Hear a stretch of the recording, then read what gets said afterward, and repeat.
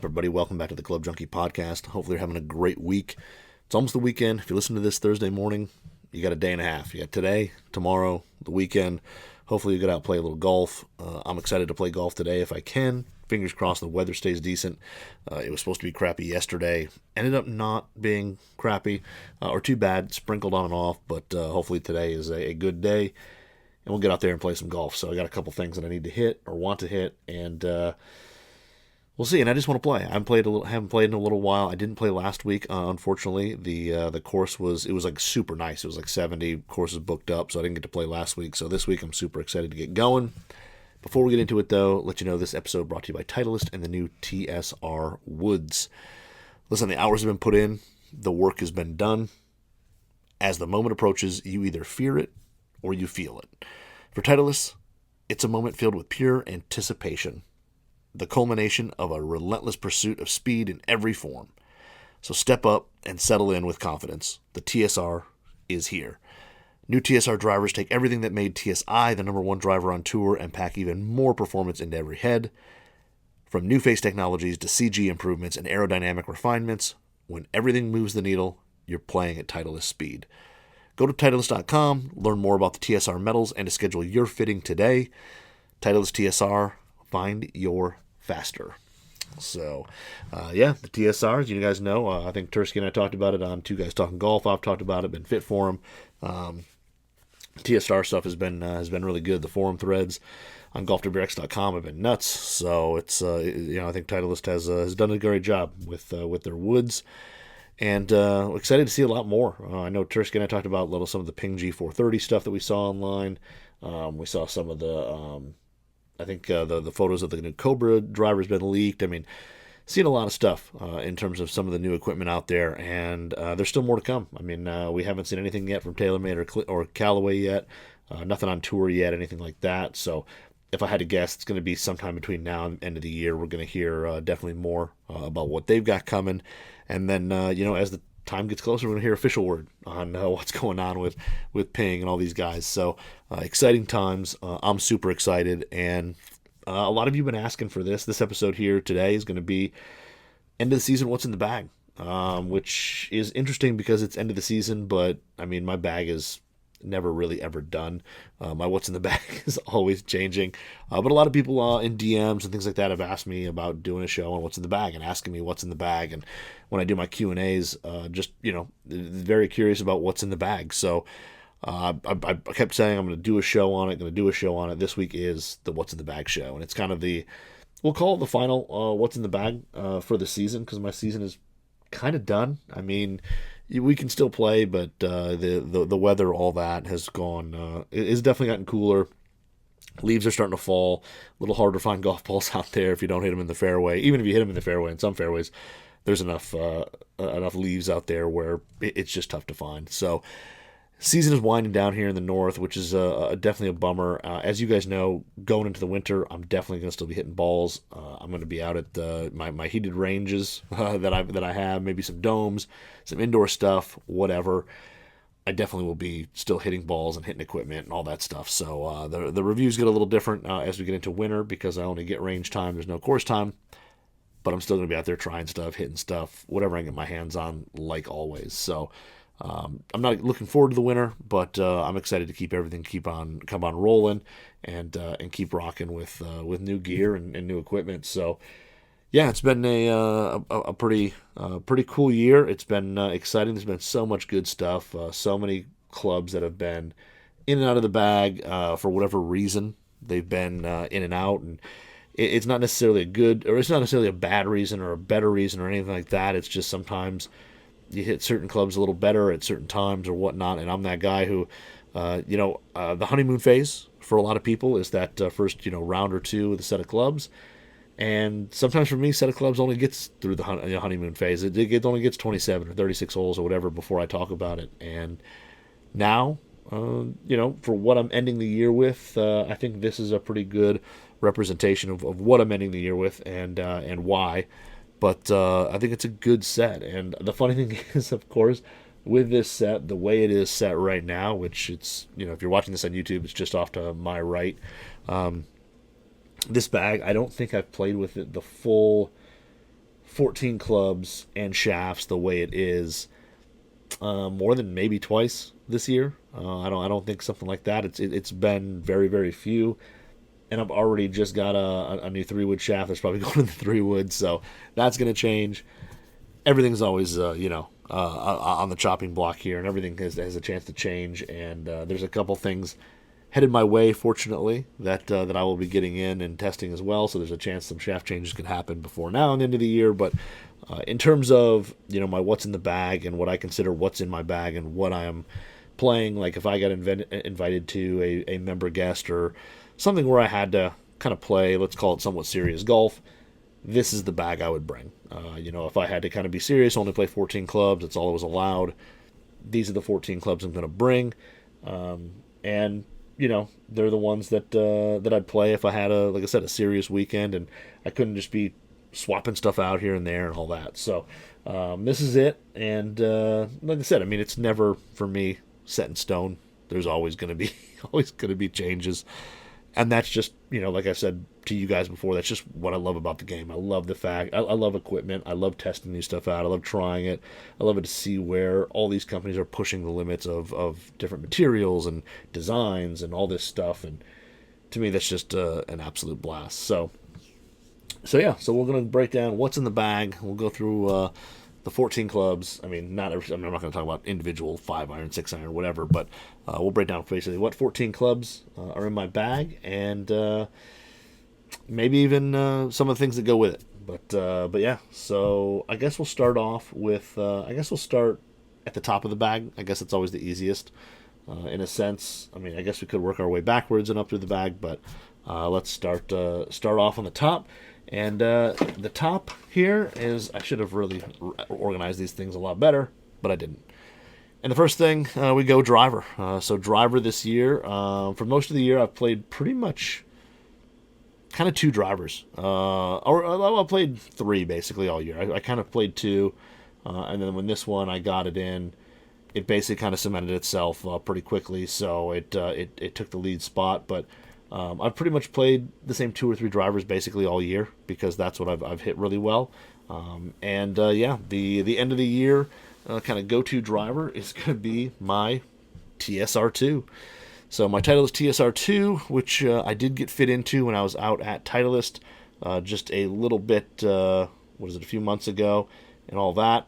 This is what basically I got fit into, and it is a great combination of speed and forgiveness. And this is a TSR2 10-degree head. I originally got fit into the Hazardous Black 4th gen when I was out there doing a fitting, and I've since then moved over to the Fujikura Ventus TR Red 6X.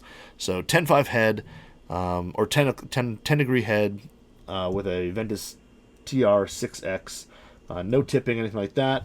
It's basically cut at 45 inches, but I've been basically choking down a little bit and playing at 44 and a half, because that's kind of the length I got fit into when I got fit at Titleist. So I do have to say the one thing between the Ventus TR Red and the Hazardous Black, launches slightly up with this, not a ton, but a little bit up with it. And I just felt I felt like out on the course, I've just been a little more consistent with it. My miss hits have been a little straighter. I think overall distance-wise, between this and the Hazardous combo that was in here, I think distance-wise they're probably pretty darn close. I've hit a little bit on the launch monitor, but not a ton. And I haven't done back-to-back with the same heads because I haven't switched that Hazardous Black to an all-fit adapter yet, but I will do that. But this thing here has just been a great combo. The TR Red has just been really good for my swing. I love the way it loads, but it's still super tight as you bring it down into the ball. I'm playing it with an all-fit adapter. So if you guys don't know what all-fit, I've talked about it before. It is a universal shaft system, so there's a tip that goes on the shaft, an all-fit tip, and then there's a little driver sleeve, and then there's a new screw that goes in the bottom of the head, and you can then use any shaft with any head. But this one here, I've just been more consistent with it. Have I hit the longest drives of the year?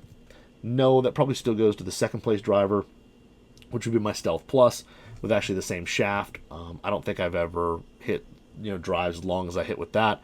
I've just recently not been as consistent. The misses have been a little more brutal. They've been a little more offline. They've been a little shorter. When I strike it dead center, it's great, but I've just found it to be a little more demanding. And the TSR2, I've just consistently been a little better with it. It's just been a little more forgiving, and it's still definitely long, but love the look, love the shape, the sound's good. And then with the TR Red, like I said, launches a little higher than the hazardous Black 4th Gen, but I felt like I've been a little more consistent with the Ventus Red TR. So TSR2, Ventus Red TR6X, 45 inches. I didn't put on the swing weight scale, but it's got to be pretty close to what the stock weight was. And like I said, it's playing a little longer, so it might even be a little heavier than what I got fit into. But like I said, 10-degree head, playing in basically neutral position on the all fit, so 10 degrees. And yeah, it's just been really solid. Like I said, second place was probably the Stealth, the TaylorMade Stealth Plus that I custom ordered with that same Ventus Red TR. That combo there, I think I've said I had the first day I got it and had it on the course. I probably had the best driving day of my life in terms of I hit a ton of fairways, hitting it crazy long.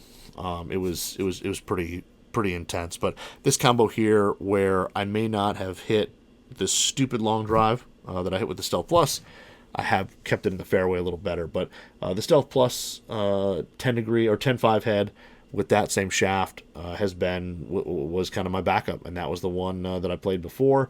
And then the other head that I was messing with was the Rogue ST Triple Diamond, or I'm sorry, the Rogue ST Max LS 10.5T head, which is a tour issue head that my boy Johnny Wonder was fortunate enough to give me. And I've hit some really great drives. I mean, those things there, I've hit really great drives with. I've just been a little more consistent with the TSR2. So, has nothing against those other two drivers. This one probably launches the highest out of those three. Using the same shaft in each one. This TSR2 probably launches the highest out of those three. I have thought of going down just a little bit, like going down 0.75 degrees aloft, but I haven't really needed to. I've hit it pretty good, and a lot of the drives that I've hit really solid, I've hit high.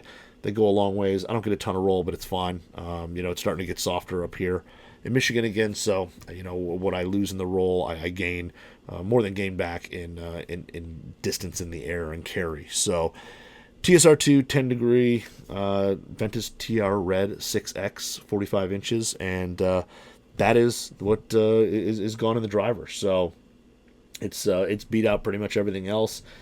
Like I said, the two heads, I was Stealth Plus and Rogue ST Max LS before, and then this just kind of took over. So like I said, second place would have beat out, I would say it'd have to be the TaylorMade Stealth Plus, but and it all comes down to forgiveness. The TSR2 is just way more forgiving, a little more stable. Those missed shots stay on line just a little bit better. So that's why it's in the bag. And so far it's been really good. It is surprising. I do have to say, out on the course, the one kind of knock I'll give it, it's a little louder than I remember being at TPI. Maybe slightly different heads, maybe slightly different amount of hot melt or something in those heads. But mine is definitely a little bit louder, especially on miss hits. So I may see about maybe getting like a slightly lighter weight for the back of that thing, and maybe shooting just a touch of hot melt into the back to soften it up. But I mean, that's a pretty minor gripe, and for overall the feel of the driver is really, really good, and the sound is good. It's just a little louder than I would 100% prefer, and compared to say Stealth Plus, Stealth Plus is a pretty muted driver. So, but yeah, so that is the what's in the bag. Club number 1. Club number 2 would be 3-wood as we move down the line, and 3-wood is actually pretty much matching my my driver. So I'm going TSR2 3-wood, and that is going to be basically my TSR2 3-wood. It's a 15-degree head, and it is actually turned down just a touch. It's set at D1, so turned down just a touch, a little lower lofting to kind of open the face and add a little distance to it. And for the most part, I'm hitting this driver off the tee, so a little bit less loft isn't killing me there. The shaft in this one is still the hazardous Black 4th Gen, which is a 70 gram. It's actually only a stiff flex. which is basically what I got fit into. And I do have to say, with this setup, this combo, it's just a good combination of something I can hit off the turf as well as hit it off the tee and find success with both shots. It took a little bit of time for it to beat out my Sim 2 Max that I had with the Speeder NX in it. That was kind of my gamer before this.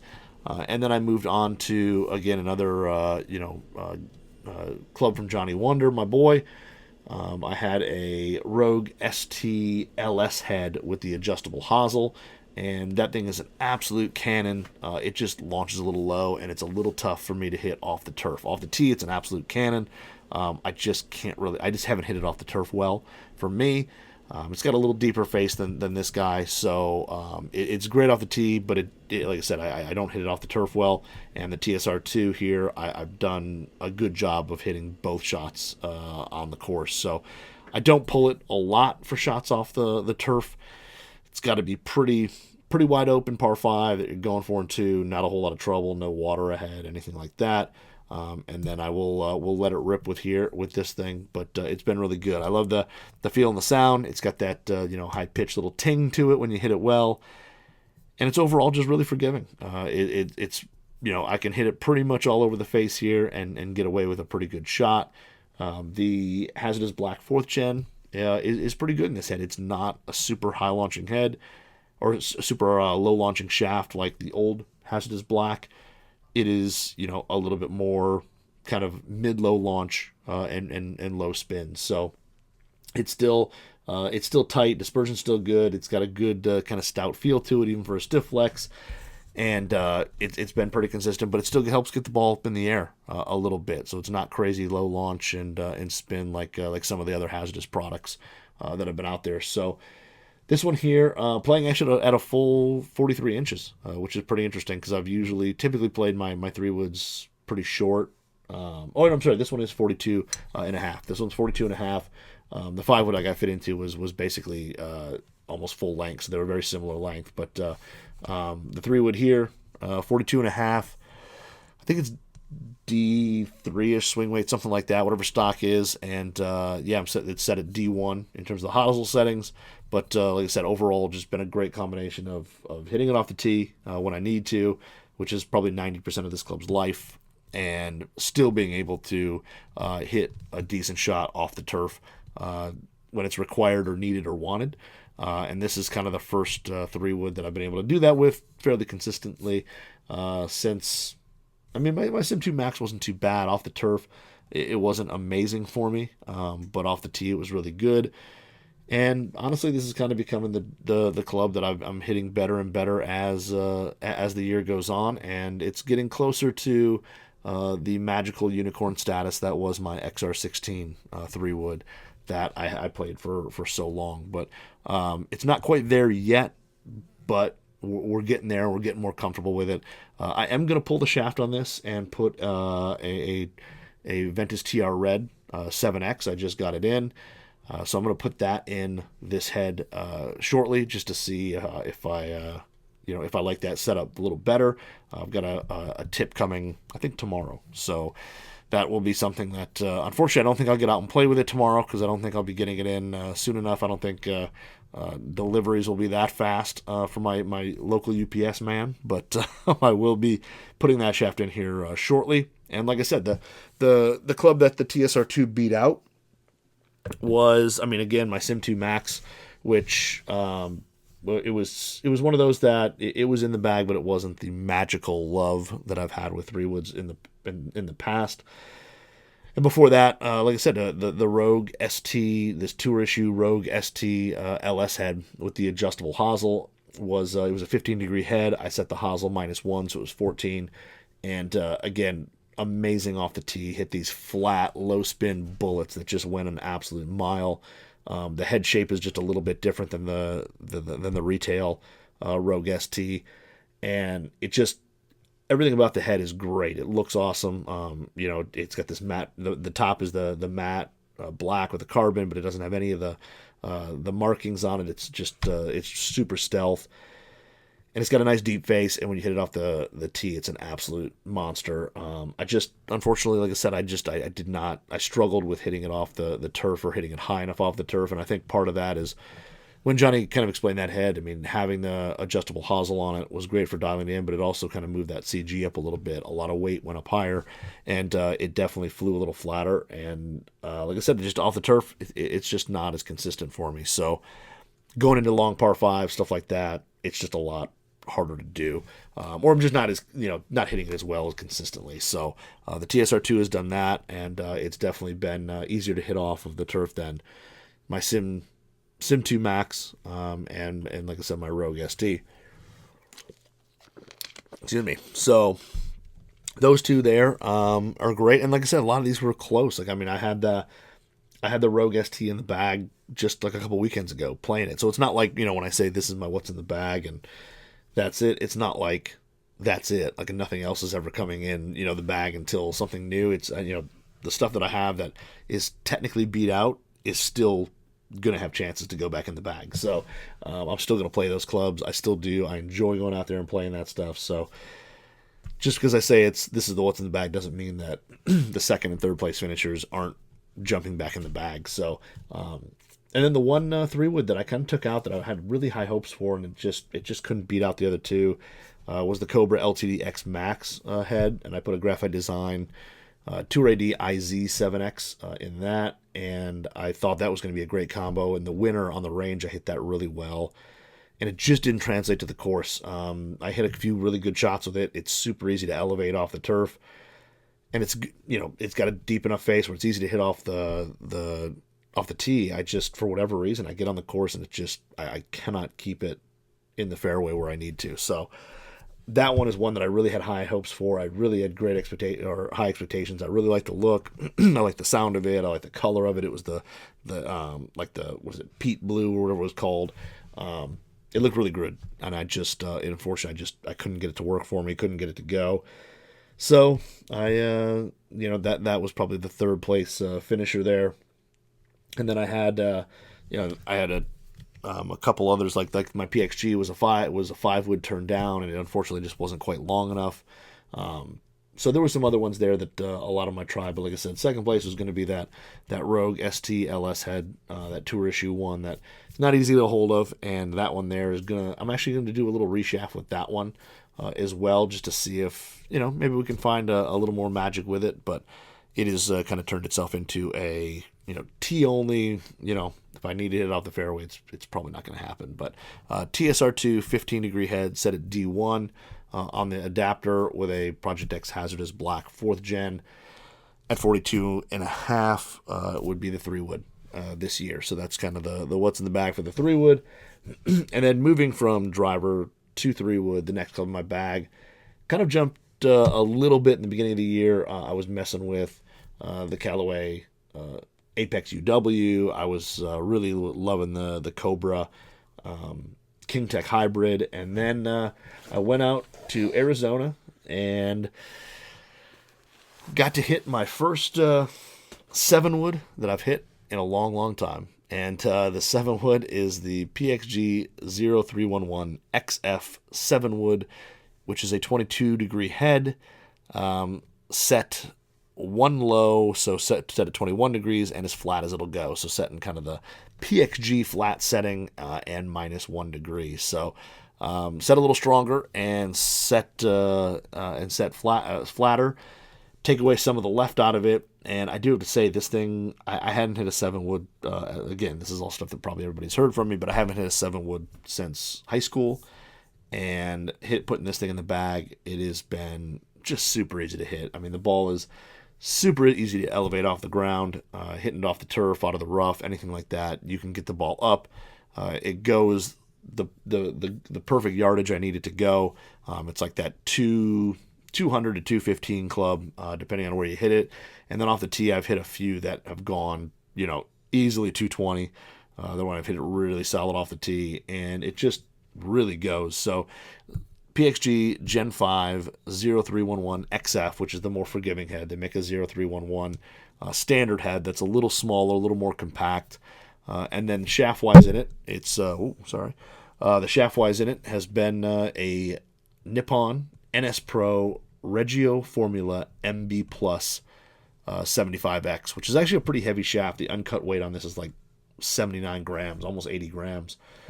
And it's kind of it's got the same profile as the Modus Tour 125, so kind of mid-launch, kind of mid-low spin, and it is probably one of the smoothest wood shafts you've never hit. It's really, really good, really consistent, but I like the weight. It gets the ball up in the air easily, but it also doesn't, it doesn't have a lot of like floaters that just get up and fall out of the sky. Like it's not too high a spin.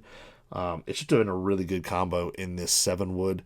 I think originally this thing had, what did it have in it? Oh, I think it had a Diamana S Plus 80 gram in there, or maybe it was a 70. But anyway, it was a stiff flex, and it got up in the air really easily, but it just had a lot of left to it. I just never was able to kind of stop it from not having a draw. This is a pretty stout shaft. I mean, I know Nippon's not really known for their graphite wood shafts, but this one here is really solid, and they basically make 3 models. They make an M+, which is higher launching, and then a B+, which is more mid-launching, kind of like the Modus 120. Like I said, this is kind of a Modus 105, 125, even 115-ish kind of profile, so a little stiffer handle, mid-launch, kind of mid-low spin, and it works really well in the 7-wood for me. Like I said, it's got a little extra weight than the previous shaft, a few grams heavier, and that mid-launch just kind of keeps me able to get the ball up in the air, up off the turf in the air, but it doesn't go just straight up in the air and fall right down. Like it goes up, it flattens out a little bit, and I still get the distance I need out of it. But overall, the 7-wood has been really good. Now this here, I still do put in a hybrid from time to time, depending on the course I'm playing. And typically when I do, it would be the Cobra King Tech hybrid. That would be the 3 hybrid there, which is like 20 degrees or 19 degrees. And I've got a Ventus HB 8X in that. And it's a great hybrid. It's easy to hit. It just doesn't launch as high off the turf. So, like hitting into a par 5, I played a couple weekends ago over at Dearborn Country Club, and had a drive that had a green light. It was like 210 to the green. I hit it a little right, but I hit it pin high, and it just straight up in the air went 210, hit the ground, done, and I was just right, chipped on, and everything was good. But if it's something where I know I'm not going to be hitting either hitting into par 5s, or I know I'm just not going to have a lot of shots at that distance, or I'm going to hit a lot of balls off the tee with hybrid or 7-wood, I will typically put the Cobra in the bag. But for most rounds, the 7-wood. And I've gotten a little better at trusting the 7-wood off the tee. Before, I'd always be nervous that it wouldn't go long enough, or it would go straight, have no roll, hit the ground, and I'd be, a club or 2 more into a green. And really, when I hit it solid off the tee, I haven't had that issue. It's been, the balls have gone a good distance. So, the 0311 XF 7-wood, like I said, 22 degrees, but the adapter's set to the PXG side, -1. And flat, so it's been really good. And the other thing I love about it is most higher lofted fairway woods, when you get into the 5, 7, 9s, all those, they tend to look shut.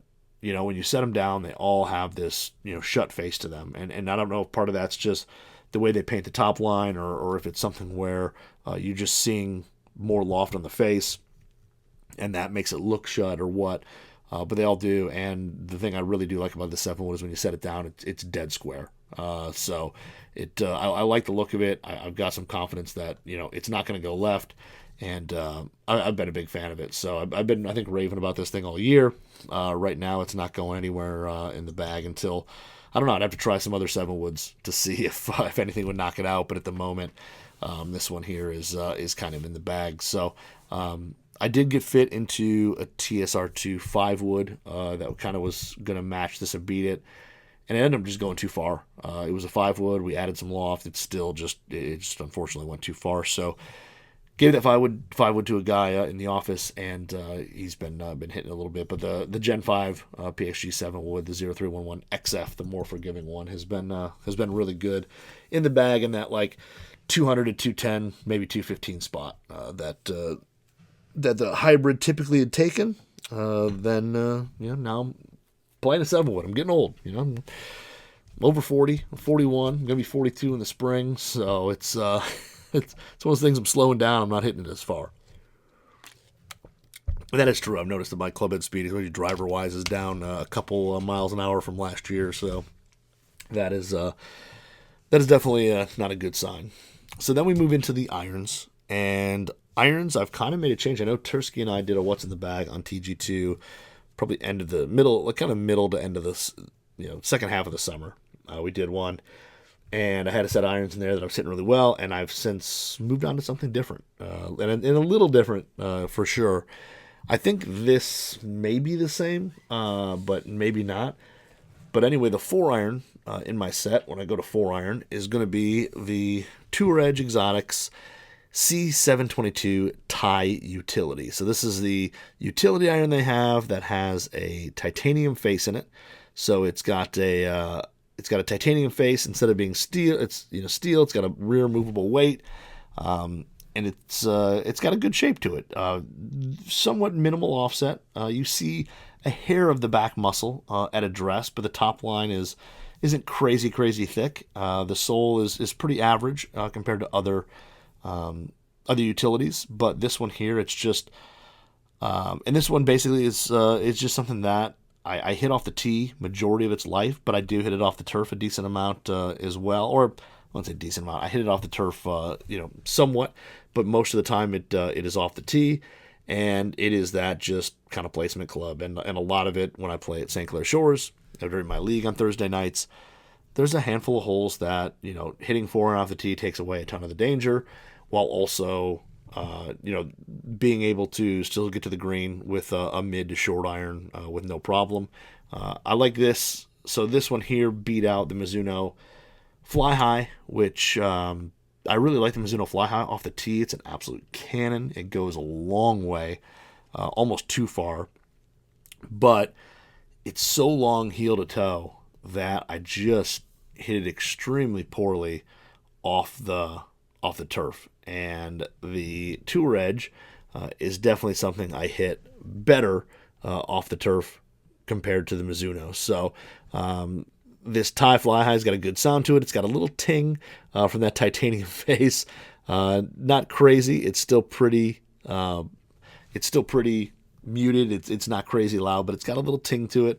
But I kind of like that because I kind of feel like it's getting a little more oomph out of it. I've hit a few balls off the tee with this thing that have gone kind of stupid far. But off the turf, it is like, my 190 to 200 club. Off the tee, it is 200 to... I messed around with Arcos once, and I had one shot that said 225 with this thing. Now, that had to be a little downwind or something like that, but I don't remember it being windy, but it had to be downwind. And but this thing it offers a good amount of forgiveness. The titanium face, when you miss it off center, still holds some good ball speed. So when you're hitting it on a par 4, short par 4, and you need to just get one in the fairway, it has to be in the fairway. You can know that if you do catch it a little low on the face, you catch it a little low toe or low heel or high heel, whatever, anywhere on the face you catch it, it's probably going to hold a little more ball speed than a traditional iron that matches your set, or some of the other utilities out there, and this thing has done that. So it's pretty good. I get a good kind of feeling. I've got some confidence with it. In here is a Kbs Pgi. So there's a TGI and a PGI. The PGI is the higher launching shaft. So a PGI 90 that is tipped, I think, an extra half inch, so it's kind of hard stepped. Because these don't come in really a flex. Like the 90 gram comes in as one flex, the 100 gram comes in another.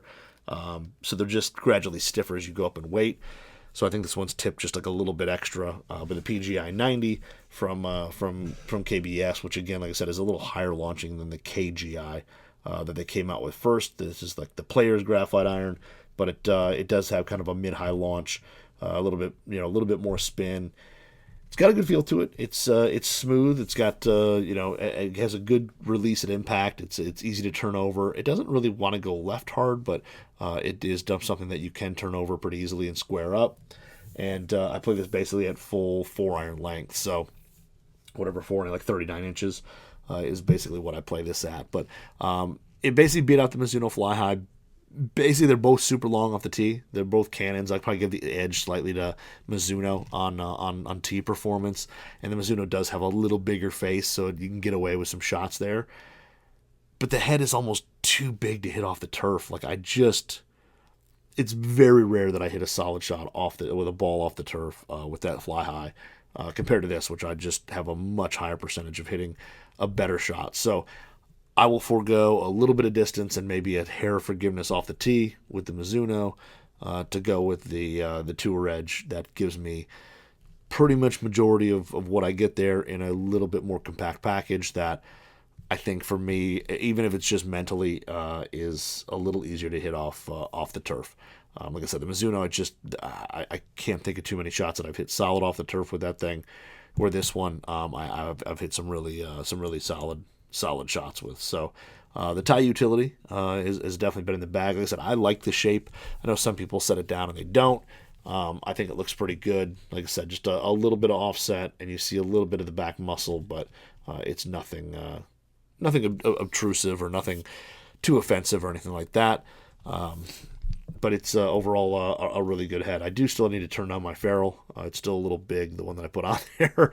But I was always kind of thinking maybe I'll reshaft it with something else or something new or something different, and just haven't done it. So it's in the bag as it is, and maybe one of these days I will remember to pull it out when I'm turning some ferrules. And the funny thing is, I had a buddy over today, and we put two shafts and two different clubs for him, and I actually turned down a ferrule on a fairway wood for him, and then totally forgot about this and haven't done it yet. So I will get to it. I will turn down the ferrule eventually.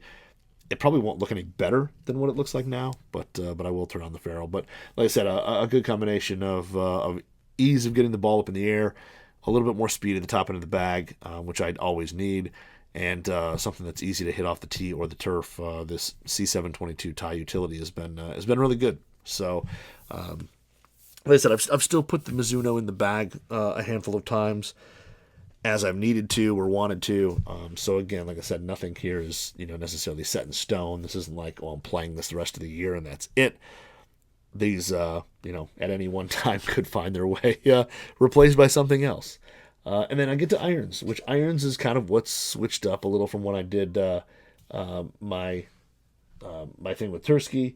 And basically, I've moved to a little combo set of my own. So iron-wise, I'm running with in the top end of the bag, so the 5 through 7 iron, 5, 6, 7 iron.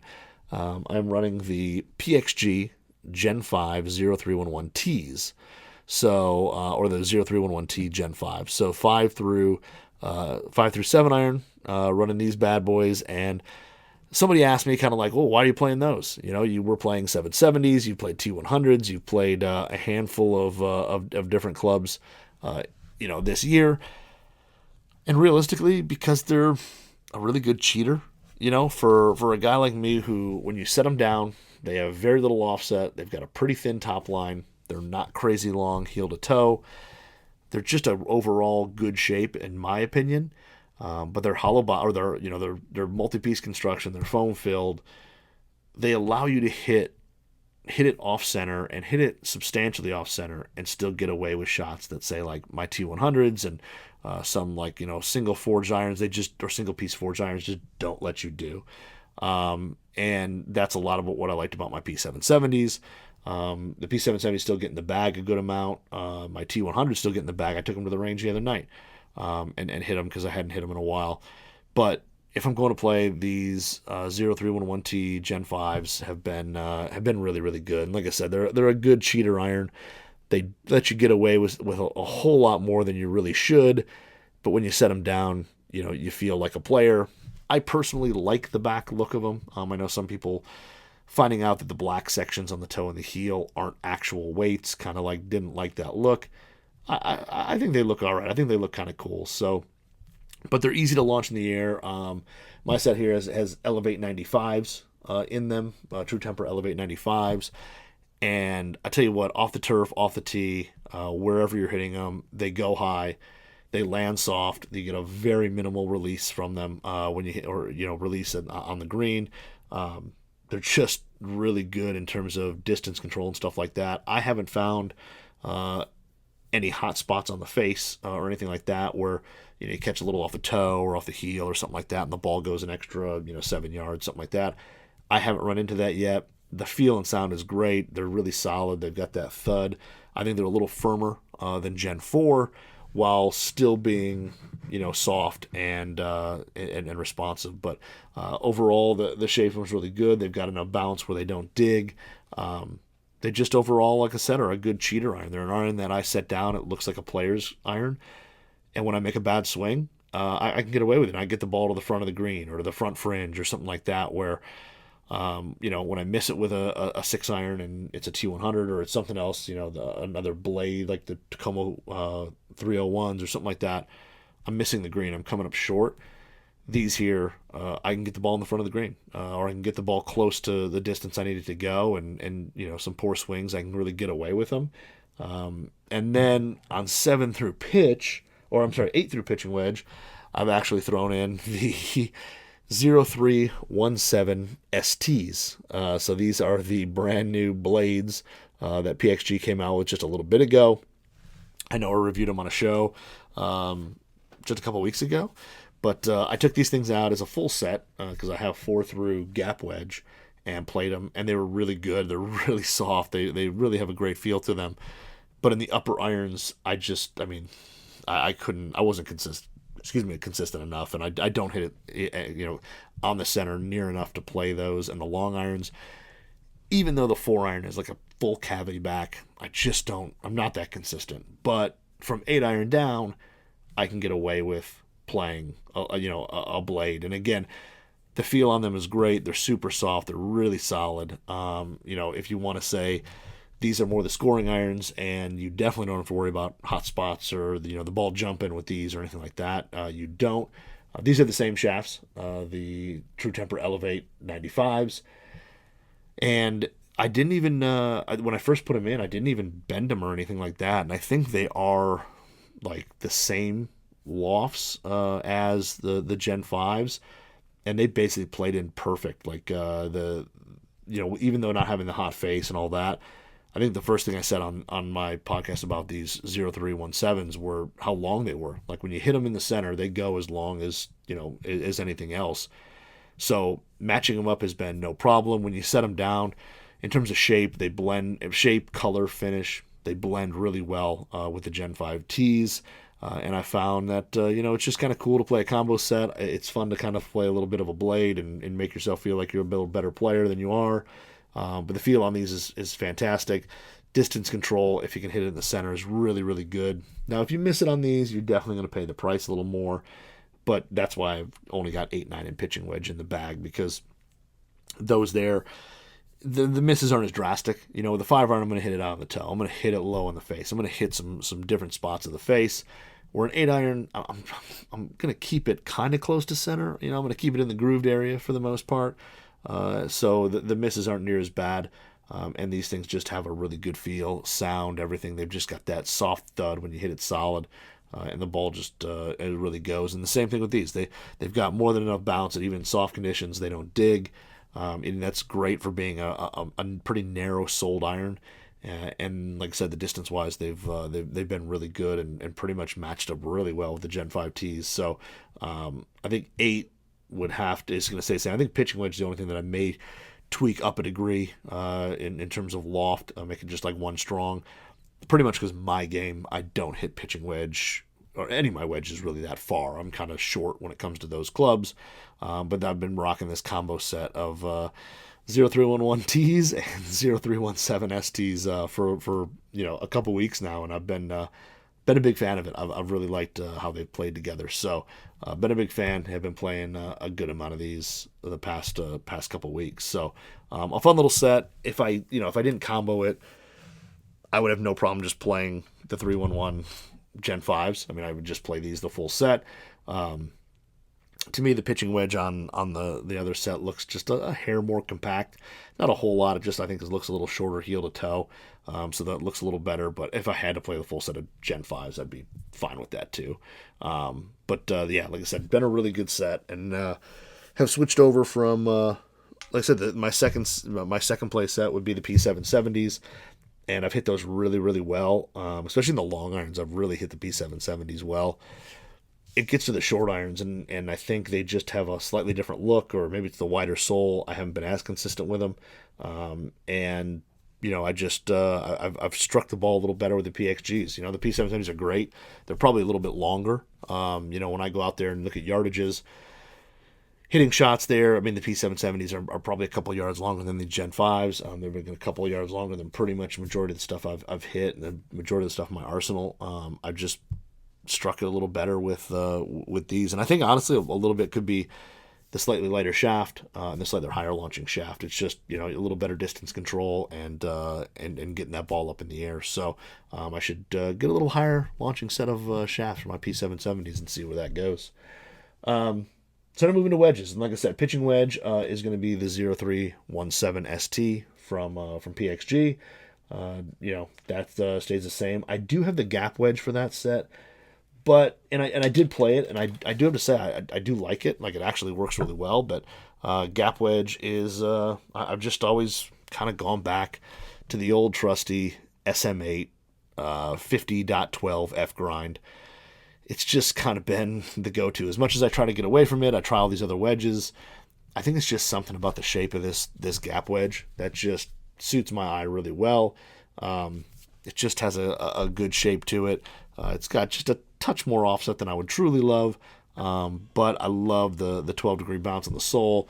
Gets to the turf really well in these softer conditions, and when I get kind of over the top and steep, these are the raw ones I actually ordered through Wedgeworks, and they've got little skulls and everything on them. But these ones here, Modus Tour 125. In here, I rarely hit too many full shots with this thing. I've gotten a little better at it now with the gap wedge, hitting fuller shots. But this is pretty much my, 105 to, let's say, 90 club, depending on wind, depending on, the whole location, all that.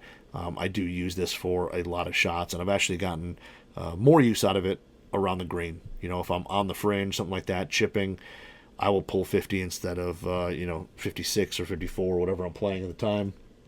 I will pull this more often than anything else. Sometimes I'll pull pitching wedge, depending on the shot, but 50 degree is pretty much bread and butter for little pitch shots or little chip shots around the green that are just getting them on and letting it run, or getting the ball going and just letting it roll out. But like I said, I think it's just a shaping thing of this SM8 that I just really like, and every time I put something else in the bag, it just doesn't look as comfortable over the ball as this ends up looking. So a really good wedge. The grooves on it are still actually really good. I mean, I guess either practicing on mats and not playing enough and rotating through wedges, like, I've still got all the little micro grooves in here. So my SM8 is still good to go. It's not worn out. Even though it may look a little rusty, it is definitely still good to go in terms of spin. The one that's beat out, the backup, would be the TaylorMade MG3. MG3 50. I have a 52 that I've kind of bent to 51. I've bent it all the way to 50 because it is 9-degree bounce or 10-degree bounce, so it still plays all right, and I really like that wedge as well. I mean, the one thing I do have to say, the amount of offset in the MG3 is just slightly less than the SM8. It definitely has a little more of a straighter transition from hosel into leading edge. It spins great. The raw face is really good in the wet conditions. I think that one there, it's just a matter of I need the 50 instead of the 52, and it has a little less bounce. And I think the 12-degree sole on there allows me to kind of knock it into the turf around the greens and hit those little pitch and chip shots with a little more confidence, where I feel like I have to be a little more precise with the 52-degree MG3. So, but really like that SM8 50. I just don't have an SM9. So for an SM9, I think they sent in a 52. I don't have a 50. Would I swap it out for an SM9? Probably.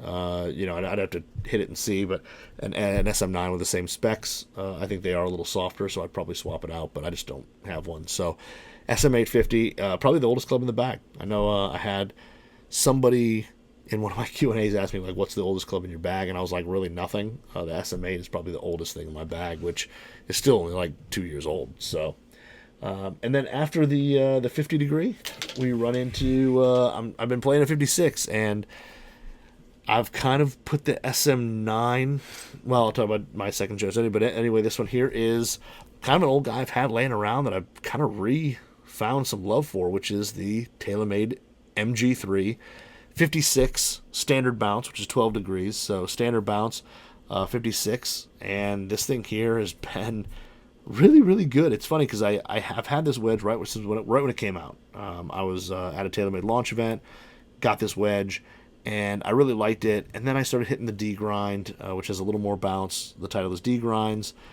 And I switched over, and then I pulled this thing out at, I don't remember what it was. It was kind of late in the summer. I pulled this thing out one day and went out, and I was hitting some really good shots with it. I was chipping with it well. I was like out of the bunker. I was just killing it out of the bunker with it. I was just kind of hitting everything, all kinds of shots with it. And I went back to the D grinds, and it was fine. But every time I put this thing in the bag, I typically hit some really good wedge shots with this wedge. And I think having a little wider sole, not quite as much bounce as the SM9, the D grind, but it's got a wider sole, a little fuller sole, but still a good amount of bounce. A lot of float through the trap. If you open it up, I don't care if it's fluffy sand, if it's firm sand, you're going to be able to get this club through the through that sand without any digging or very, very minimal. The spin on it is really good. Checks up nicely. Like I said, the micro grooves on this thing are still fully intact. I don't hit enough wedge shots practicing to really wear out wedges in a sense. So, but I've played really well with it, and it's been really versatile. I've hit a few more closer to full shots. Let's call it typically I'd only hit this like 85 yards. I'm a little more comfortable for whatever reason with this wedge, even at 90 yards, which for me is pretty much a full swing. And I think it is just that little fuller, kind of full sole on it. Just I'm not as worried about something digging or hitting it fat or anything like that. And it's done really well. Trajectory wise, you can hit everything. You can open it up, hit some high lofted shots. You can flight it down, hit some lower lunging shots. And if you really want to hit some low left spinners, you can do that as well. But it's been really good. A shaft that I'm going to talk about in another future episode of I'm messing with is this new Breakthrough Golf Zone or ZNE shaft. I think next week I'm going to give you kind of the full review. I've got a 130 in this one. I've also got a 115 that's in another wedge. So messing with both those. But this thing is so far I've been really impressed with the shaft. It's really, really good. But before that, I had a Modus 125 in here. And I like that little lower, kind of flatter ball flight that 125 offers. And it's just overall a really solid TaylorMade wedge from TaylorMade. So I've been really happy with it. And like I said, I've been really in a groove with it. So it's been rocking and rolling, and I really do like it. The SM9 54 D grind is kind of what I was playing before that, or it was kind of in the lead before that I switched over. And I don't know, I think just something with the D grind, maybe I haven't been as steep lately or getting as over the top and down on it as much. I haven't been as consistent with that. I've been hitting a lot of like low heel shots and stuff like that, and which again is my swing. But I've been a little more consistent with the Mill Grind 3, which is the only reason that I moved away from the SM9 54D. So it's still there. It's still up in my rack up there. It still gets used. I'm still not getting rid of it or anything like that. It's up there, and I still do put it in the bag. But like I said, this Mill Grind 56, I've just been really, really enjoying and really hitting well. So it is in the bag. And then you get to the 60, and the 60, I literally, most of these I've always said, like, here's one. It is a 50-50 battle between these two wedges, and it all comes down typically to where am I playing? What are the conditions like? Is it soft? Is it not? Am I playing at like a really tight, country club? Am I playing at a muni that may be a little longer, hairy? And, basically it is the Vokey 60T grind, which, again, I never thought was a wedge really for me, the 60T. But after hitting it as much as I have been hitting it, it is really good. And if you're somebody who likes to open the face a whole lot with your wedges, this thing is really, really solid for that. The ability to kind of open it up, leading edge does not come off the ground hardly at all. So even a tight lie that you're going to open the face and hit kind of a high lofted shot, you can do that with this 60T. It's just super versatile. It does require a little bit more precision than say a sole, a sole with more bounce or a wider sole or a bigger sole, anything like that. It does take a little more precision that you don't either just slide right under the ball and it goes up and goes nowhere, or that you get a little in a little early and you take a little solid divot. But I like the feel. I like the fact that I've gotten a little more confident with hitting some higher lofted shots with it, and around the greens. That's pretty much all I use my 64 is. Some stuff that you're short-sided or, really short-sided bunkers, stuff like that. You got to carry a bunker or something like that. That's pretty much all I use it for. And this thing has been really good, and I've really liked it. And like I said, especially if I'm going to play like a country club where I know it's going to be a little tighter, little tighter grass, a little shorter grass. I know that leading edge won't come up, and it's been a great wedge for that. But then the other side of it, I've been playing and enjoying a lot of a wedge that I didn't think I would, which is the TaylorMade High Toe 3.0. So the new high toes that came out in the 60 high bounce. I think this is a 6013, which I think is the high bounce version. The full face grooves on it, from heel to toe. The little higher toe design. It's got that fuller sole as well. Out of the trap, this thing's super easy. And the nice thing is you don't have to worry about getting under the ball. And it's the club just sliding under and all that. If you hit a little high in the face, it's still going to come out with some spin. Still going to be okay. I like the raw face. I've actually made mine rust a little more than typical. Mine actually, I sprayed it down a little solution and it rusted faster. So it blends in with the copper or that kind of antique bronze look. But I don't love the shape. I did mess with the 56 on this as well. I just, that more rounded leading edge and the little different shape of it, I just never hit it well in terms of fuller shots with the 56. But the 60, again, if you want to, if you're playing at a course where it's not super tight, maybe a little softer, you still want to open the face, still want to hit some high shots, this thing just makes it super easy. If you're playing super tight stuff, and then it's it sometimes can be a little more of a work of a job to get the club, the face opened up, get under the ball, all that. But I'll tell you what, it is really forgiving. It's really easy to hit, and it produces a ton of spin even when you don't get it in the center. I've hit some stuff way out here on the high toe that have come out decent, hit, and had a little spin and didn't just roll off the green on the other side. And that has been really good. So it's really been a 50-50 mix depending on where I'm playing, of which wedge I'm going with. So like tonight, I'll probably have this 60, the high toe 3.0 in the bag, or the high toe 3 in the bag, just because St. Clair Shores has been the grass is getting a little longer. It's not cut as tight, anything like that. So I'll probably have this in the bag. But if I go play, say, Dearborn Country Club or something like that, or even like Bella Vista, my other course, I'm probably going to take the 60T just because the shot's there. I mean, I know it's probably going to be a little tighter, especially off the fairway, and it's going to be something where I'll need a little more versatility. So depending on what I'm doing, will depend on which wedge goes in the bag, and they've really been pretty equal. So I can't really say that one's got more time than the other. And then probably no surprise to anyone, the flat stick of choice right now is still the Bettinardi BB8W. It is still in the bag. It's still kind of the putter at the moment, and it has kind of unseated everything else. And it's had some rough goes. I'm not gonna lie.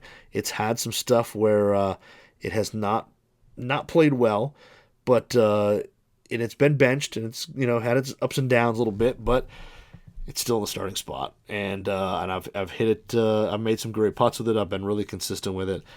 I like the wider flange on these putters. They're just a little bit bigger. There's a little more meat there.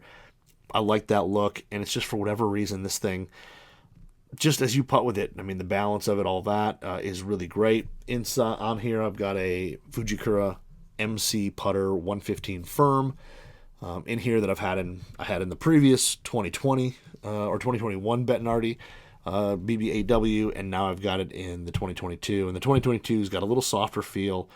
Not near as much of a click to it. It's got a little deeper mill in the face. So all that, it's got a little better feeling to it. And it also is a little shorter heel to toe than the old model going out. So it's a little more compact.